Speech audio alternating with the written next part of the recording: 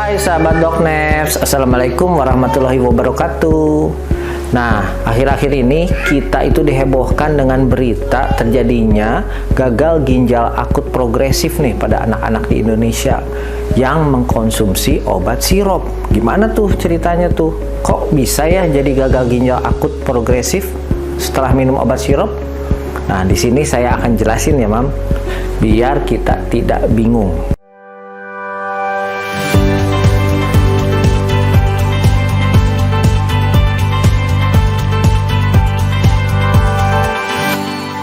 Oke, nah apa sih yang menyebabkan gagal ginjal akut progresif? Apakah obat sirupnya atau apanya?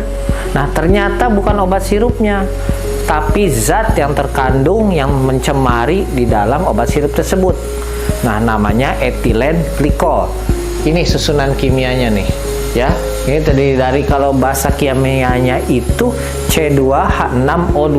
Nah, kita bisa lihat ya di sini. Oke.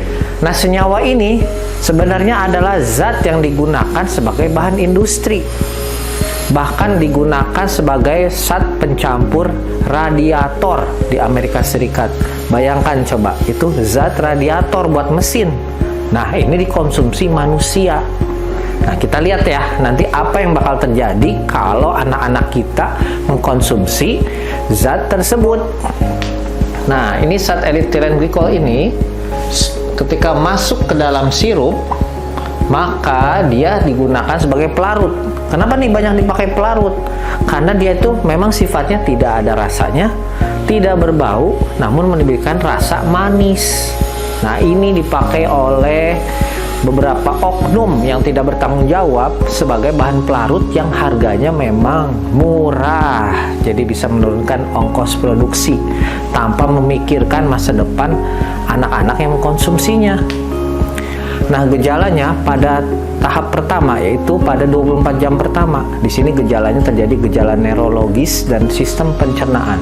Di gejala neurologis kita dapat temukan gejala pusing, sakit kepala, bahkan hingga kejang dan penurunan kesadaran.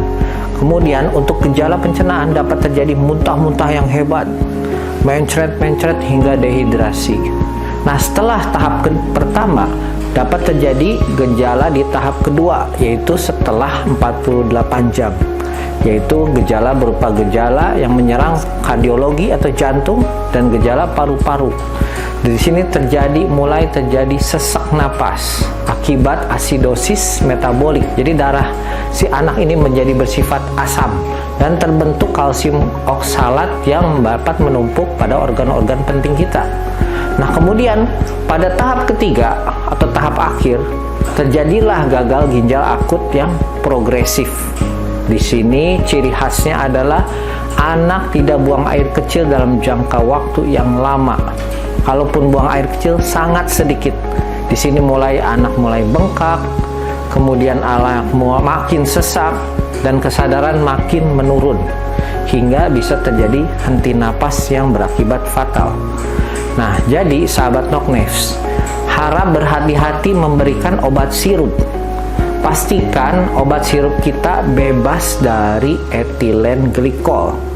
Gunakan produk-produk yang terpercaya dan tentu harus dengan peresepan dokter dan pengawasan dokter. Oke?